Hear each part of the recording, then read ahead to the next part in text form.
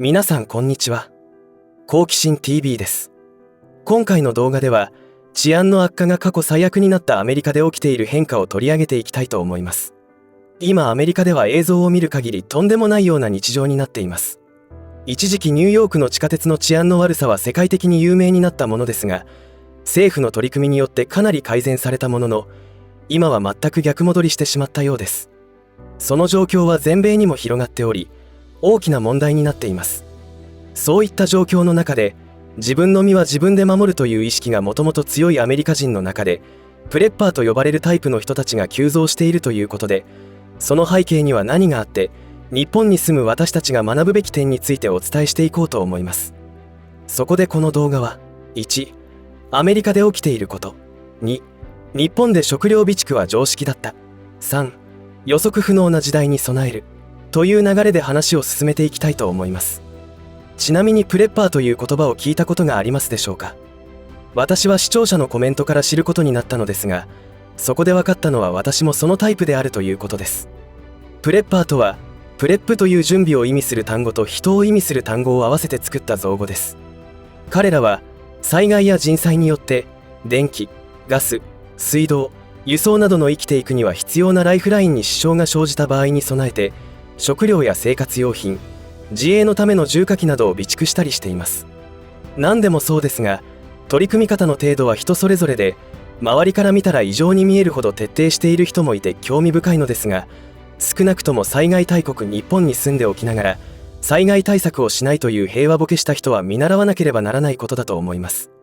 今回の動画は、自分や家族の身を守るために参考になると思いますので、ぜひ最後までご視聴ください。このチャンネルでは、自分や家族の身を守るためにできることや、日本人がこれ以上騙されることがないようにするための情報を発信しています。チャンネル登録がお済みでない方はぜひチャンネル登録をお願いします。そしてこの動画に共感できましたら拡散の協力をお願いします。さて、今アメリカで起きていることというのは、一言で言えばかなり治安が悪くなっており、昼間でも外を出歩くのが危険な地域も出始めているという事態になっています。アメリカの調査会社ネイバーフットスカウトのデータに基づけば、特に治安が悪い都市1位はミシガン州デトロイト市で、市長はマイク・ダガン氏、2位はテネシー州のメンフィスで、市長はジム・ストリックランド氏、3位はアラバマ州バーミンガムで、市長はランドール・グッドフィン氏ということで、全てにおいて共通事項があります。それは民主党議員が占めている市になります。さらに、アメリカで治安が悪い町上位20の市長は全て民主党議員ということで、民主党政権が何を目論んでいるかいよいよ明白になってきたということの表れです。民主党といえばアメリカ現大統領もそうですが、バリバリのグローバリストです。グローバリストという言葉はあまりに有名になりましたから理解している方も多いかと思いますが、いまいち理解できていない方のために大雑把に説明しておくと、全体主義を目指しており、そして優秀な自分たちはエリートであり世界を支配しなければならないと思っている集団です。全体主義とはその対義語が個人主義ということなので、なんとなく意味は想像できると思いますが、ウィキペディアによると、個人の自由や社会集団の自立性を認めず、個人の権利や利益を国家全体の利害と一致するように統制を行う思想または政治体制である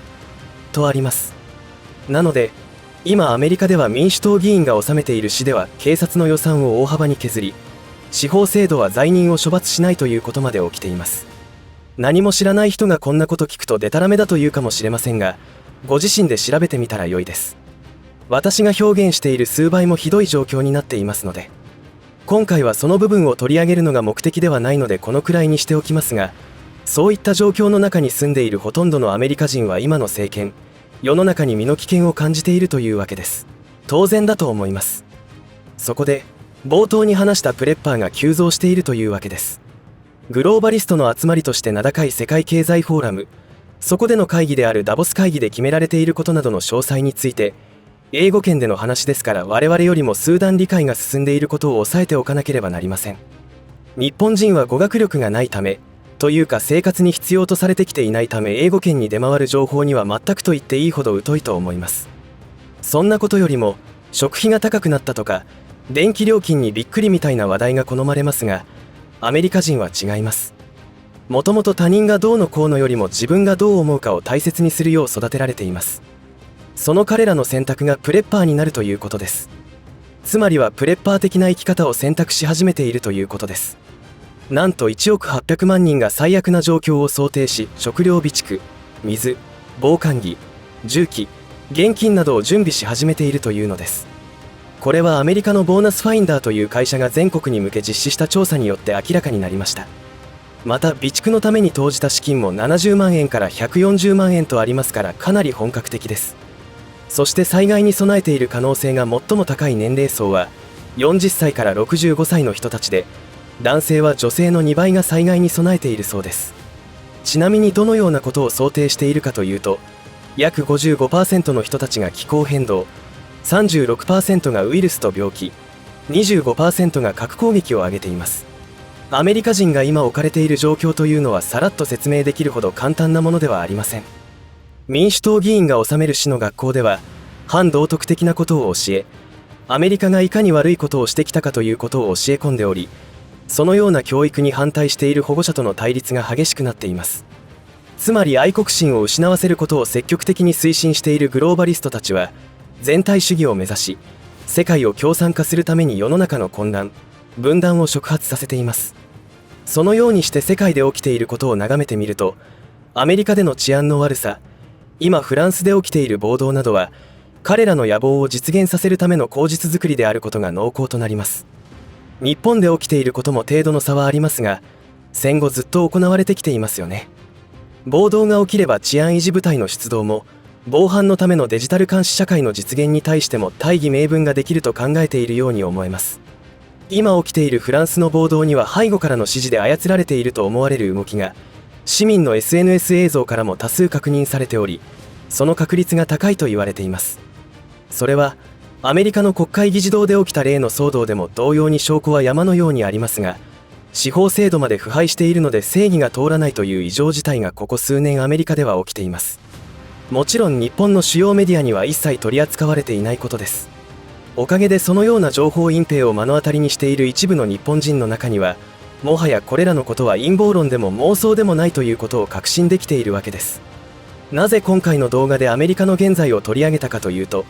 日本もそうなるよう仕向けられているからです。常に彼らは口実を狙っているのですが、日本人の堪忍袋脳はなかなか切れません。だから何をしてくるのか分かりませんが、おそらく経済破綻を誘発させると私は考えています。グレートリセットというアジェンダが提起されたのは2021年のダボス会議でした。今までの社会全般を構成するさまざまなシステムを一旦全てリセットするということを意味しています。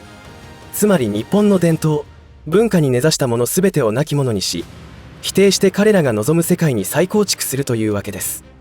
彼らが望む世界というのは楽園になるでしょうか、地獄になるでしょうか。それは一人一人が判断しなくてはいけません。グローバリストが過去に何をしてきて、今現在も何をしているのかを知ればおのずと答えは出てきます。そのグローバリストとの戦いをしている人たちもいますが、私たちができることといえば、これらの事実を知ることとその際に起きることが予想されることに対して備えることだと思います。今日本の中で食糧難を経験した方は残っていないと言っていいのではないかと思うほど平和な時代を迎えています。考えてみれば、先人たちは常に飢えと向き合って生き延びてきました。何しろ冷蔵庫がない時代に食料保存を考えなければ冬を越すことはできませんし、不作になった時に生き延びることができませんでした。今の時代はそんなことを心配することもなく、コンビニに行けば何でも手に入るし、ネットで注文すれば30分以内に調理済みの食料が温かいまま手に入れることができます。なのでこの時代に食糧難が起きるなんて馬鹿げているという方もかなりいます。そしてグレートリセットやグローバリストの目指す世界という話題に触れるたびにコメント欄には妄想だというような誹謗が書き込まれるわけですが、何も予備知識がない方にとっては突拍子もない話ということになるのでしょう。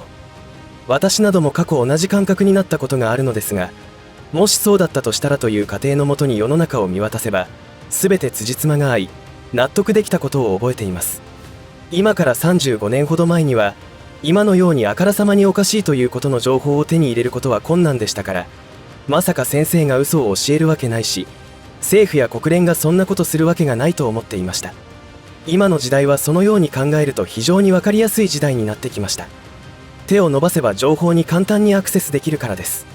最も分かりやすいのは、どことは言いませんが、これを言ったらアカウント削除だなんてことをしている企業があるということです。そんなことをされることが当たり前になってしまいましたが、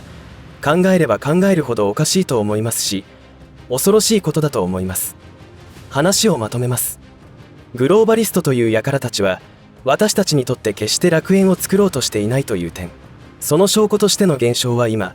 1億人を超えるアメリカ人が自分の身を守るための準備として食料備蓄を始めているということ。